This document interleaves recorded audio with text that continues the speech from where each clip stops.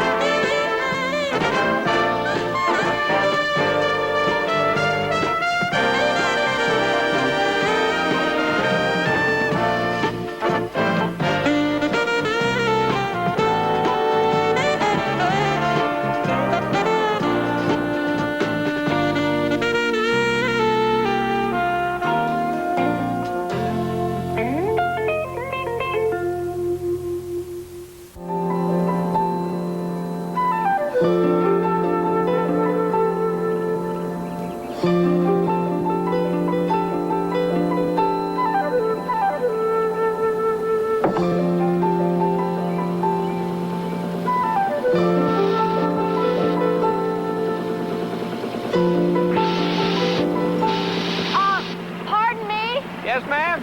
Oh, what are you doing? I know it's early, and I know we're making noise, but the whole job's going to be done in one day this way. No, I'm not complaining. I just want to know what you're doing. I'm marking the trees that are going to come down. Why? You're going to have yourself a nice wide street. What? Have a nice day, hon. I don't want a nice wide street. I want trees. Couldn't you just spit? Pardon my French. Is this true? Are they going to be chopping down these trees? Isn't it nice how they didn't bother us with making that decision? How they just went ahead? Well, I don't know about you, but... Mildred. Billy. Well, I don't know about you, Mildred, but I'm calling Councilman Garbers as soon as I get to the office. Don't waste your time, honey. We protested to the city council and he voted against us. Well, what about all this pro-environment stuff he was promising before the election? Are you kidding? Don't you read the papers? I try to, but my work gets in the way. Well, I'm thinking of getting up some petitions. Would you sign one? You betcha. I'd sign it, distribute him, and paper Garber's office with him. What do you say we go after that turkey? It would be a pleasure. I don't understand, Mary Alice. You haven't put in for any hotel expenses. No. The Olive people put me up. The Olive people? Yes. Oh, the farmers. I had this picture of little pimento eyes.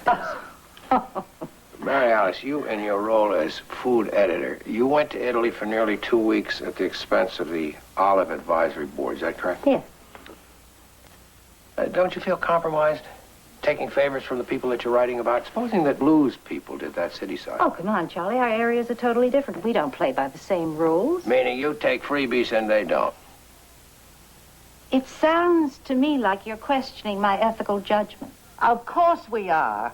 No more junkets, Mary Alice. No more freebies. I don't think you understand how small my operating budget is. I want the food section above reproach. No more pork loin weekends. No more cottage cheese under the table. Are we agreed? I'll try. Succeed. Yes, ma'am. I sensed we had trouble when her recipe for fruitcake recommended chopped olives as an economic alternative to candied fruit. What did you want to talk to me about? My people haven't taken a bribe for weeks. He's kidding. We laugh, but this disturbing episode with Mary Alice is just one of many on this newspaper. I think it's time we took stock of ourselves. I'm clean. How about you, Charlie? What kind of thing are you talking about? A code of ethics? No. I want us to appoint an in-house critic. Someone to scrutinize the Tribune. Point out our weak spots. Show us our conflicts of interest. Listen to complaints from our readers. Like a troubleshooter. It's not a bad idea. Remember Alf Rogers? Sweet old guy who wore suspenders with the horses on him? He's up in Seattle now. They gave him an assignment like that, media critic.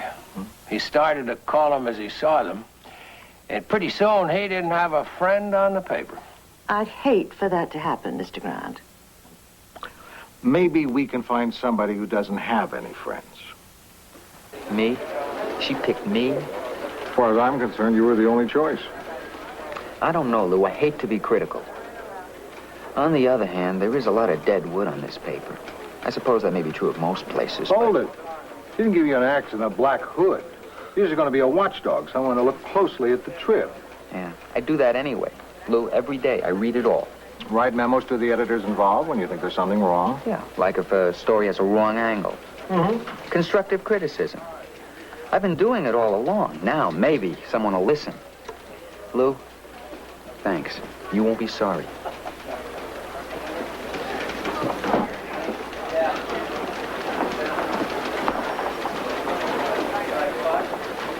What?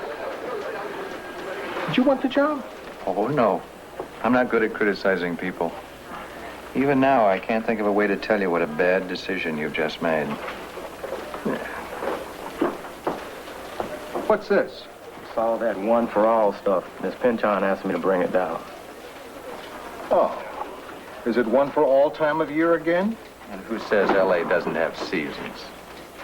And I'm supposed to pass the collection plate around the city room? That's the idea.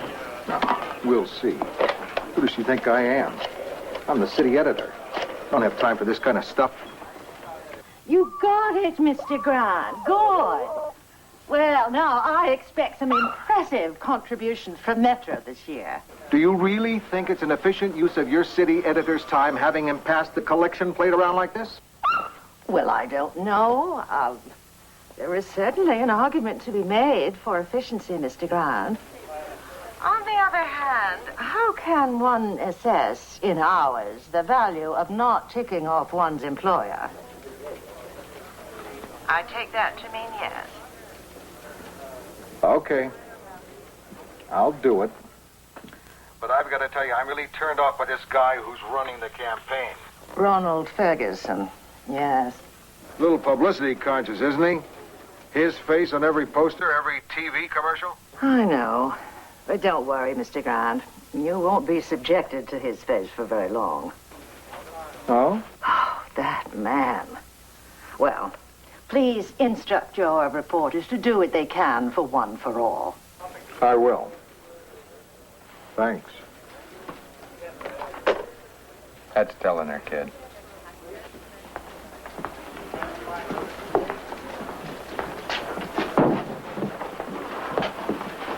Billy. Yeah, Lou, I'll give, but no moral pressure, okay? I have a very low compassion threshold. No. I want you to do some digging on this guy. Who is he? Ronald Ferguson. He's running one for all in L.A. And something's wrong. I have it on the best authority.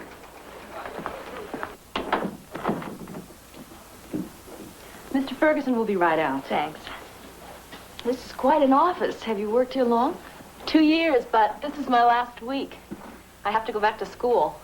You're volunteering during semester break? Yes, but I'm not doing this out of the goodness of my heart.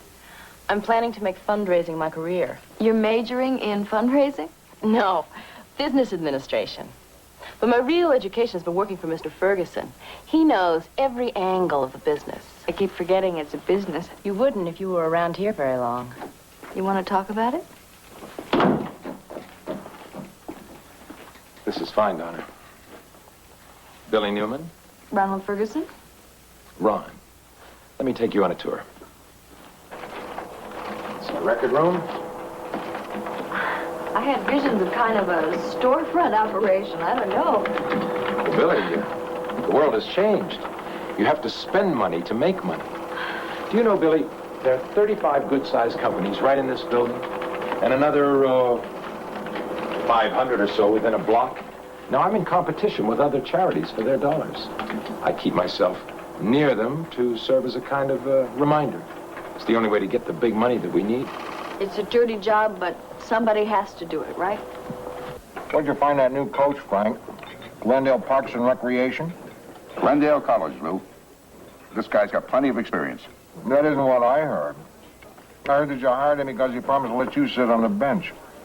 Are you crazy? Anybody can sit on the bench. This guy's going to let me suit up. I don't know, pal. You run your basketball team like you used to run that bunch of girl roller skaters. Times changed. That was 30 years ago. Are you telling me? I could use a couple of the old Kalamazoo kittens on the team. Talk about somebody who could hit the boards. You remember Reba, the enforcer? Only her roving eye. Yeah, she was always on the prowl. No, I meant her roving eye. Boy, she was spooky. Yeah, but she could bring in the fans. Now, those were the days when a sports franchise could make you money. Don't start poor-mouthing. You get me believing those rumors that you're thinking of moving the starts to San Jose. How do those screwy stories get started? Are they true? If there were a story in it, wouldn't I tell you you're my best pal? And I know equivocation when I hear it. Lou, forget the rumors about me moving. That's all they are, rumors. L.A. is home for the Stars. Okay. It's just that it's an awfully big story if it's true. You'll be the first to know. Hey, Lou. Lou. Charlie, what's up? Yeah, listen, I've been waiting out there for Marion. Have you seen her? No. Oh, wait here till she comes. Charlie Hume, meet my friend Franklin Nash. Charlie? Franklin Nash. Gee, this is great. This is great. You know, I have followed the Stars since the days of Splint Watkins. You must be a loyal fan. I think this town is full of loyal fans. Listen, I am so loyal. I'm not even going to tell you how nuts you were to fire Johansson. He's a great coach. I appreciate that, Charlie. Charlie, oh, I'm sorry, honey. I got tied up at the office. I love saying that. Lou, hi. Hi, Marion. Meet Franklin Nash. Marion? Oh, a pleasure.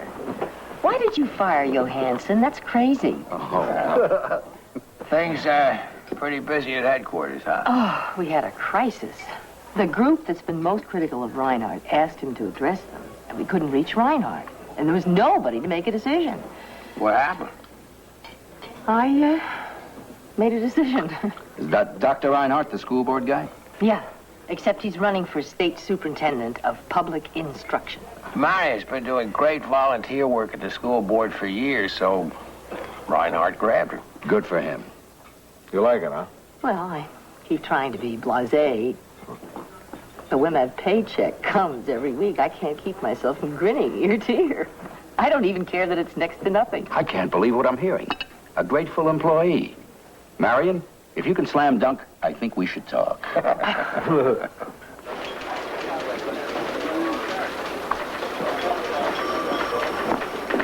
How's it going, Rossi? Oh, Lou, it's incredible. Reporter's sitting on a gold mine here. In this room alone, there are so many stories, it's like Naked City.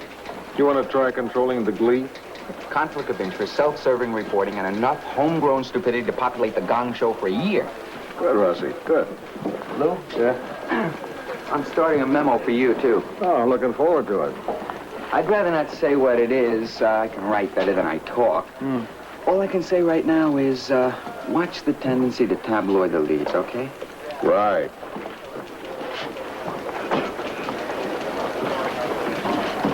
Hey, Rossi. Yeah? Got your memo on how I use too many inflammatory adjectives? Oh, well, for whatever it's worth. Hey, right.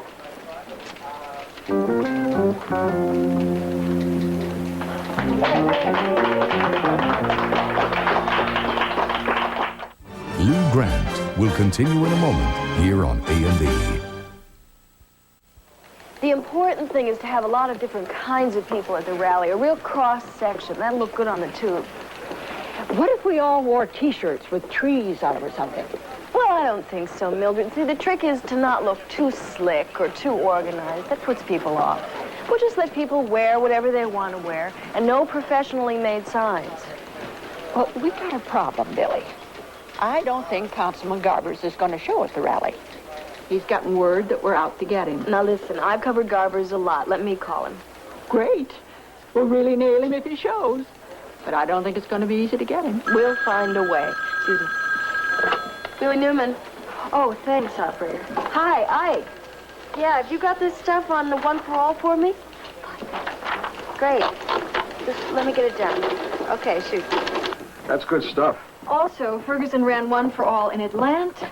He talked them into giving him a house, use of a car, and, oh, I love this, membership in a country club and private discotheque. Maybe he took some of the underprivileged people from the discotheque out to the fresh air of the country club. Plus, my friend in Philadelphia, where Ferguson also made his mark, said that they've been investigating and are about to press charges. What'd he do? Well, basically, he was so good at hobnobbing with the wealthy, he forgot he only made $35,000 a year. Only? Well, it wasn't enough for the life he was leading. Mm-hmm. So charity began at home. Lou, who tipped you off to this? A sweet, gray-haired widow who can go for the jugular like Jack Anderson.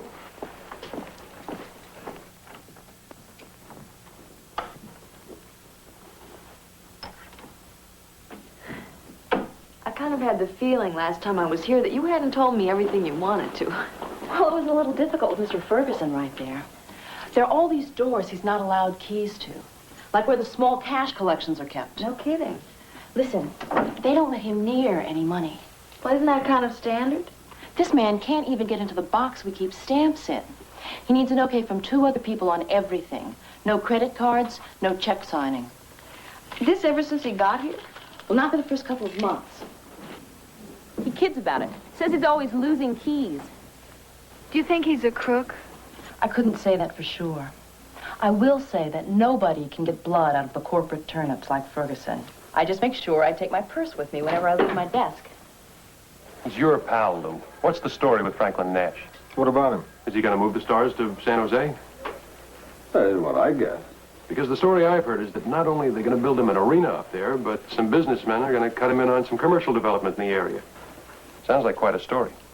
It would be if it were true. An awful lot of talk. And the more talk like that, the better his bargaining position down here. Finally found a use for Rossi's memos. Is this your idea, Lou? Well, setting up the watchdog position, that came straight from the tower. No, Lou. Was choosing Rossi your idea? Oh, well, yeah. Listen, he's got the best intentions. He's second-guessing. Our leads are too long. My leads are too short. Too many boring stats. Too much unnecessary color. We spend our time reacting to these memos. There'll be no national or foreign news in the paper. You're not behind all this, are you, Lou? You guys really sound bothered. Well, aren't you, Ben? Nope. I haven't heard from Rossi. I guess he likes my work. Or he doesn't know what you do. What do you do, Ben? Come on, Charlie. Sorry I'm late, guys. One more time, Charlie. We tell Rossi. Throw me to the watchdog, you wouldn't. Okay, Lou, what do you got? Billy has worked up something very nice on the One for All campaign. Not only is the chief fundraiser about to be indicted in Philadelphia, but the local board here knows it. They're definitely dumping him after the current campaign. One for All. Shouldn't we check this with Mrs. Pinchon first? It is her charity, but I'd rather not put her in the awkward position of having to decide whether or not to run this. Be a lot easier for her if she's able to say, I didn't know anything about it. Well, then we'll lead with it. Page 1. Tell Billy, nice work. Mr. Rossi. Oh, Mrs. Pinchon, hi. Good work, truly. Oh, thanks. Very much. You want to sit here? Well, I usually make a point of avoiding people who eat sugar puffs for dinner. But I'd like to, yes. Oh. Can you scoot down? Sure. Do you bowl? Well, I used to, but my nights are really kind of tied up. Oh, Mr. Rossi, I only ask for the sake of an analogy. Oh. I feel that, as media critic, I have made you #1 pin. You're right out there in front, and as a result, extremely vulnerable. How rough are things for you downstairs? Oh, it's okay. How are the editors taking your criticisms? Fairly well. Oh, Mr. Rossi. Well, some of them don't read the memos, and the rest don't take them too seriously. Oh, I see. Mrs. Pinchon, I've been thinking, I love this job, but maybe if you gave it to a guy who has more seniority on the paper, someone with more clout. What if I gave you clout? What? Now, I feel we've only taken half measures here. Let's go public with your memos. Let's publish your criticisms in the paper. I'd like to demonstrate to our readers that we're not afraid to take a good, hard look at ourselves. Yeah? Mr. Rossi, if I could assure you a column opposite the editorial page, how soon could you have one ready? Are you kidding? In an hour. I've got material for 50 columns. We've got an editor whose wife's on the paid staff of a political campaign. Another editor who's in the back pocket of a local team owner. A reporter who's using political muscle on a city councilman. And a guy who's so close to a senator he can probably read her mind. Really? Yeah. Well, write it up. I'll see to it. It's in the home edition tomorrow. Here you go, Mrs. Pinchon. Thank you, Leon. Maybe now they'll see we mean business. Oh, my Lord. What is this? One for all, chief living high while needy wait. Now, there's a good example. That's a corny headline. That's unforgivable. You're quite right. Tell Mr. Grant to see me in my office immediately.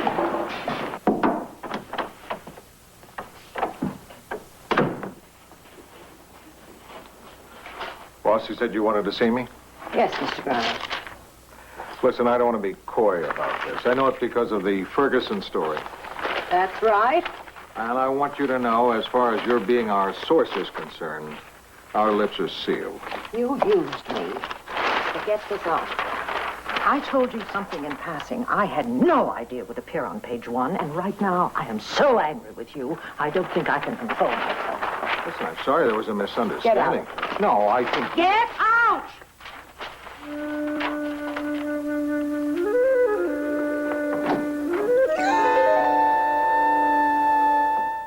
Lou Grant will continue in a moment here on A&E.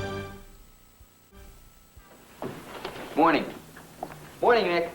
Listen, I got permission to take those carpet pieces home. I didn't do anything wrong. What are you talking about? Those scraps from the new offices. I make little scratching posts for cats. It's not really a business. I just do it for some friends. I hardly break even on it. Nick, why are you telling me this? Well, I've been reading what you did to Mr. Hume and Donovan and Billy and all. I figured I was next. I just want to let you know about the carpets. I'm clean. Oh, thanks, Nick. You own a cat? No. Well, they make kind of colorful doorstops. Cats? The posts. I could get you one. Thanks, Nick. No. I'd let you pay for it.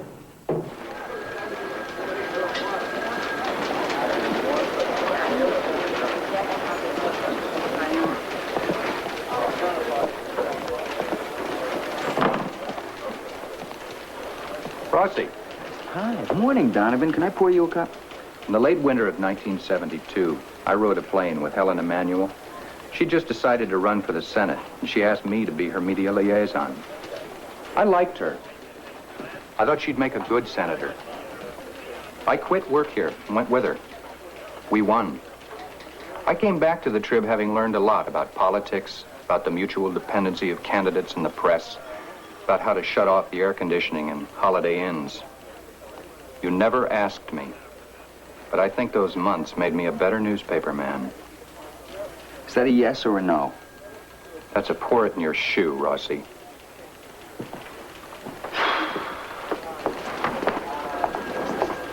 Want in on the pool? Still got some spots open. What is this? Well, there are 3 factors. Time of the injury to Rossi, which limb is involved, and which Trib employee delivers the first punch. What about multiple fractures? Severest injury takes precedence. Sounds good. I'll take Lou, 2 o'clock. No, Lou's booked solid. I can give you Charlie. Oh, I don't know. Listen, the smart money's on Billy, and there are plenty of good openings. You're here. Hi, Mrs. Pinchon.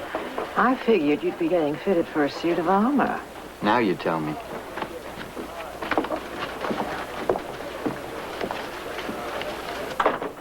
For the record, Mr. Hume, I happen to know Rossi is dead wrong. Morning, Mrs. Pinchot. Thanks. Calling you and Marion strange bedfellows. You're one of the least strange couples I know. Oh, in print. Does this typeface look bigger to you, just that paragraph? I'm sorry for your embarrassment. But Marion is going to have to quit her job. Yeah, I know. Besides, I'm really delighted with Mr. Rossi's work. Oh, I'd like to see the opposition try it. Let's offer them Rossi. Don't blame him, Mr. Hume. It was my idea. Right. Right. Doesn't all that diplomacy wear you down after a while? What do you mean? We've known each other for 12 years. Right now, you're probably as angry at me as you are at Rossi. You always know when to speak out, when to bite your tongue. It's a valuable gift, Mr. Hume. I appreciate it. I think it was dumb giving Rossi a free hand like that. Surprise.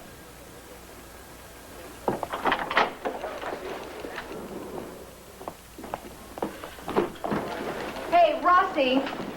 Rossi! Pretty good, Rossi. I'm sure all of Los Angeles is stunned to find out I don't like watching the trees in my neighborhood get chopped down. You've done a great public service. Hey, Billy. Which is worse, Rossi? The fact that I publicly hate what Garbers is doing, or that you keep your feelings about politics private. Billy. We'll never know how the hell you stand on anything, will we? Just calm down. Oh, I hate it when people tell me to calm down. You think the issue is not having opinions. That's not it. It's not letting opinions screw up your story.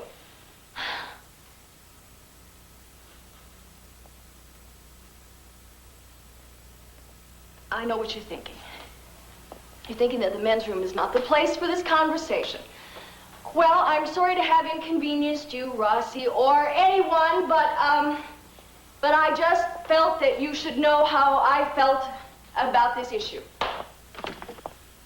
Is she gone? Come here. Feeling better, Mrs. Pinchot? Mr. Grant.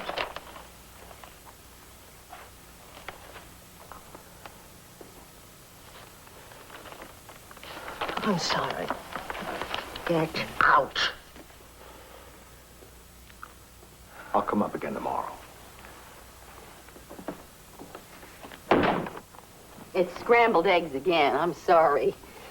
Don't apologize, honey. Yeah, you're right. I'm working. You're working. And neither one of us wants to eat out because we already have our shoes off. Right. So, good for me.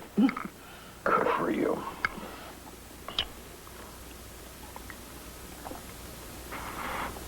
If I got one of those slow cooking things, you know, I could put a pot roast in it in the morning and some carrots and potatoes, and you could have a decent meal for a change.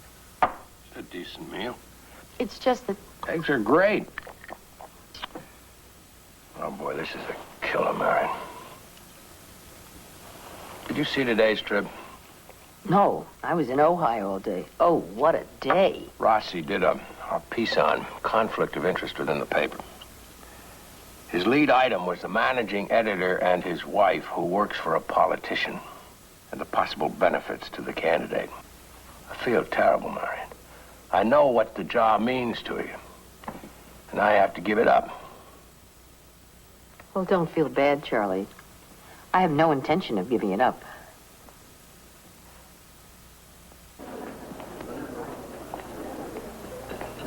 So, I said to her, what kind of idiotic question is that? My job is more important.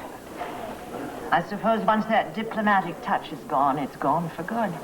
What's going on here? I mean, she is comparing a job that she has had for 1 month with 30 years of work on newspapers, a career. I understand, I think, what Marion's feeling. Before she took that job, she wasn't sure she could handle it. What? That's ridiculous. I mean, she had been doing practically the same thing as a volunteer for years. Oh, but there's a tremendous difference. Before, if she wasn't doing a good job, she could just walk away from it. But now suddenly she's an employee. People could not like what she's doing. She could be fired. She could fail. That's frightening. Yeah, but she didn't. That's right. She's won. So she's feeling strong and capable and full of energy. And suddenly her husband tells her she has to give it all up. Yeah, no wonder she came after me. Thanks, Miss Pinchon. You're very understanding. You're welcome. I only hope that Marion is understanding about my position. I cannot have a managing editor of this newspaper whose wife is an employee of a political candidate. Oh. This issue is not negotiable. Which am I, Mr. Hume? The rock or the hard place?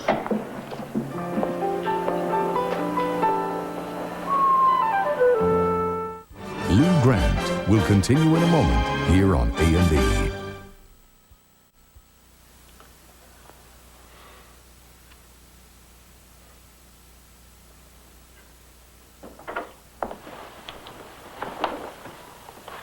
Think 3 is a charm? Mr. Grant, come in. Please. I would like to apologize for my behavior toward you in recent days. It's okay, Mr. Pinchon. No, it's not okay. It's out of the question for me to lose my temper. Why? We ran an expose on your fundraiser and bruised the One for All campaign. Why shouldn't you be sore? Because it's inefficient. And it's often hurtful to the other person, and it certainly is a sign of weakness on my part. I've seen you mad lots of times. You have seen out of sorts. You have seen indignant. What I've been feeling toward you is more along the lines of blind rage. Okay. Let me have it. Unfortunately, it has passed. Listen, I'd feel a lot better if we got it over with. You know, got it all out. You know, you're taking this all very well, Mr. Grant. Well, after all, Miss, it's been 2 days. Yes. And in less time than that, you managed to destroy a year's hard work by thousands of people. Mrs. Pinchon. To say nothing of thousands of others whose chances for therapy, 3 square meals a day, counseling, and rehabilitation have been destroyed. All for the sake of 24 column inches. Did you ever think of them while you were chasing after Ronald Ferguson and One for All with your bucket of tar? Sure I did. Did you think about them when you found out Ferguson was a crook? Oh, we were handling that. If any other organization had done that, we'd have called it covering up. People who give their money to charity have the right to know it's not being wasted. But what about our campaign? All the money we stand to lose. Won't you stand to lose a lot more if people think the whole operation is crooked and not just Ferguson? All right. What about me? My humiliation? The charity I represent being attacked by the newspaper I own. What about me? How do you expect me, as the city editor, to go after any story wherever I find it, no holds barred, if I have to worry that my publisher might be involved in that story? We're talking about a charity, Mr. Grant. I don't do this for myself. My father helped to found One for All. It was my way to be of service to the public. I think your way to be of service to the public is to run the best, freest, and toughest paper in town. If you're doing that right, that's service enough. Mr. Grant, you are absolutely right, and I will thank you not to rub my nose in it. That is all. You may go now.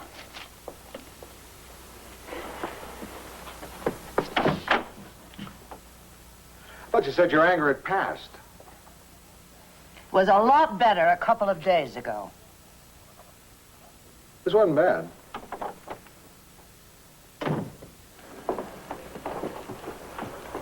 Are we ready to go? Where's Lou? He's on the phone. Well, will you go out and drag him in here? I want to get started. He's coming.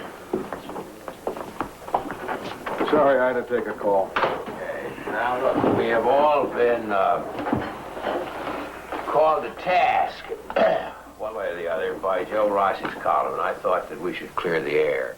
And thanks for agreeing to this, Joe. Well, it beats not being talked to at all. Don't count on it. We're all here, so I know it's going to be tough to sort of get the ball rolling. You know what I resent? I resent never being asked for my side of the story. Well, Adam, to tell you the truth, sometimes a record speaks for itself. You're the financial editor, and you've got a list of stock holdings as long as your arm. First of all, I have the right to invest my money any way I want. But to use your position at the paper. And second, if you'd done any checking, you'd see that I own 1 share of stock in all those companies. It's a good way of keeping in touch with what they're doing. It gives me access to meetings and records I wouldn't otherwise have. I do it for my work. You wrote about Adam like he was using the trip to play the market. That stinks, Rossi. Look, I'm not saying he did anything wrong. I'm just telling you what it looks like. In this business, even the appearance of something wrong is enough to destroy credibility, and credibility is all we've got going for us. Sure, and with your column, you've done a job on everyone's credibility. Make it look like a normal life is suspicious. I've got kids. I belong to the PTA. According to your standards, I'm probably too involved to be handling busing stories. I think so, yes. So once we actually start caring about a story, we got to disqualify ourselves. That makes no sense. Sure it does. Sure it does. Look, I don't belong to any organizations, any political parties. I've got a driver's license and a library card, and that's it. When Lou assigns me to a story, he knows I don't owe anyone anything. That's because the only thing you got going in your life is your clip file and your portable typewriter. Rossi, there's another kind of reporter. The guy that gets a story because he lives in this world. He's raising a family. He's part of the community he's covering. You may not think so, but there are some stories where he'd have the edge on you. And whoever he is, he's got to be easier to work with than you are. Lou, you haven't said a word. I agree that he's carrying it too far. Plus, I'm steamed that he didn't ask me about my friendship with Franklin Nash before he told our readers about it. But I'm the last one who should pop off. Because in my case, Rossi was right. How's that? I was steering us away from a good story. Nash was just playing with our city council to get a better deal from San Jose. Lou, that's a good story. I thought so, too. So I asked him, and he assured me as a friend that it wasn't true. I just got a call from San Jose. The deal's been made. Are you going to say I told you so? Well, not in those words. Lou Grant will continue in a moment here on A&E. 8,000. Want some company? Yeah. How you doing? Oh, they're cutting down our trees today. I'm dreading going home to it. I heard. Sorry. Also the Garbers thing. Rossi really did a number on me. He turned what I did into something so sinister, and now I'm all defensive. I know. You go along doing what you think is right, and then suddenly somebody points a finger at you and says, shame on you. Instant guilt. Exactly. Well, you got to put all that behind you, Billy. Look to the future.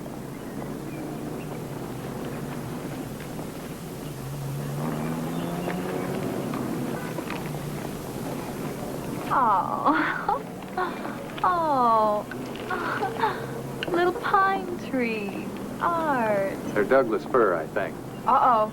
Not a word of this to Rossi, okay? Oh, come on. I don't want to read a headline in the Trib that says, reporter compromised by gift of furs. I don't think we have to worry about that. I'm not going to get anything out of this. Unless you want half a cheese sandwich. I won't tell Rossi. Come on, Lou, don't take this so hard. There's no way I could have leveled with you. If word had gotten out, we would have blown the deal. You lied to me to take my newspaper out of the play. Well, what else could I do? I figured as a friend you'd understand. Well, you figured exactly right. I remembered I was your friend and forgot I was a newsman. You remembered I was a newsman and forgot I was your friend. Listen, send one of your boys around and I'll give him an interview. One-on-one. I'll give him some great quotes. No more favors, Frank. Okay? You're overreacting to this, Lou. Yeah, probably. Listen, I gotta get across town in 20 minutes. We're playing Denver. Wanna come? No, it's been a long day. I'm just gonna go home.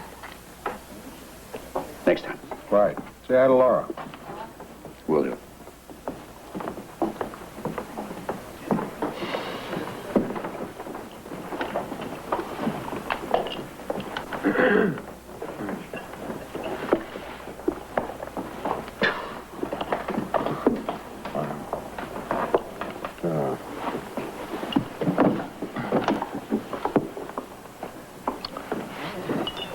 You know what happens to newspaper guys who live for their work?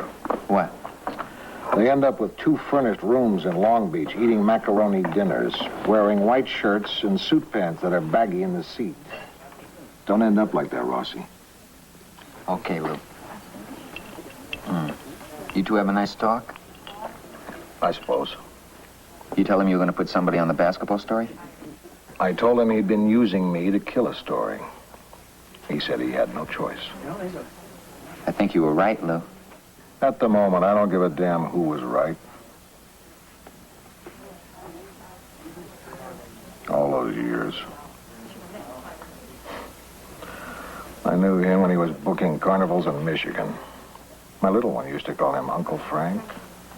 Didn't take much to erase all that. You got lots of friends, Lou. You're not going to end up in Long Beach.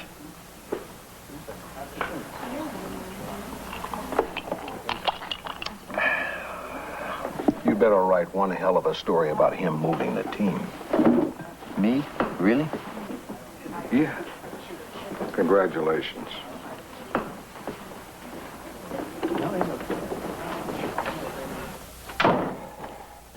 Hello?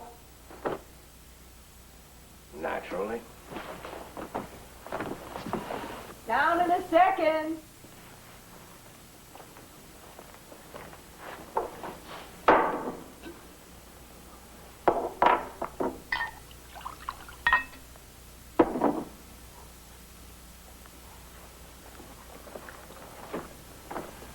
Hi. I didn't think you were home. Well, I am. How was your day? My day was less than perfect. Mrs. Pinchon as much as told me to kiss my job goodbye if you kept working for Reinhardt. She says, by the way, she totally understands how you feel. I'm sure the world is on your side over this. I'm clearly the villain here. Well, you win. I'd be happy to turn over the house payments to you. And how was your day?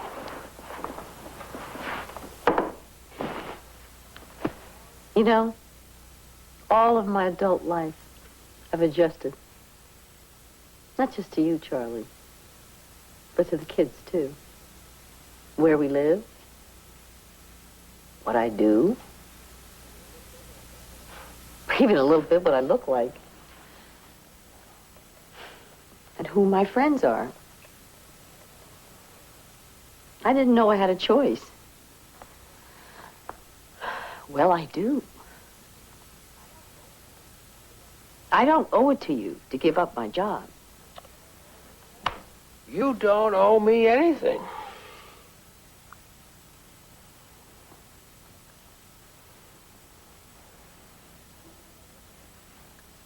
But I will give up my job. Because I love you. Oh, boy.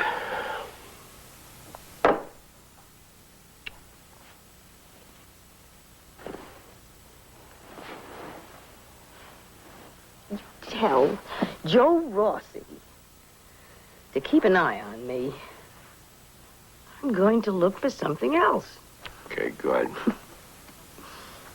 Can you get me something at the Trib? You're kidding. Maybe, assistant managing editor. You're kidding.